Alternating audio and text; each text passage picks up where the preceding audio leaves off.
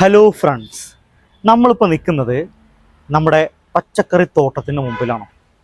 പച്ചക്കറി തോട്ടത്തിൻ്റെ മുമ്പിൽ നിൽക്കുമ്പം ഞങ്ങൾ കർഷകർക്കിടയിൽ പറയപ്പെടാത്തൊരു നിയമം എന്താണെന്ന് വെച്ചാൽ, സ്വർണം കായ്ക്കണ മരാണെങ്കിലും നമ്മൾ കുഴിച്ചിടാത്തതാണെന്നുണ്ടെങ്കിൽ അത് കട്ട് ചെയ്ത് ദൂരെ കളയുക എന്നുള്ളതാണ് ഞങ്ങളുടെ കർഷകരുടെ നിയമം എന്ന് പറയുന്നത്. അപ്പോൾ ഇതിനകത്ത് ഞങ്ങൾ കുഴിച്ചിടാണ്ട് ഉണ്ടായിട്ടുള്ള ഒരാളുണ്ട്. അയാൾ നമ്മൾ കള എന്ന് പറയും. ആ കളനെ പിടിച്ച് പറിച്ച് ദൂരെ കളയാനുള്ള പരിപാടിയാണ്.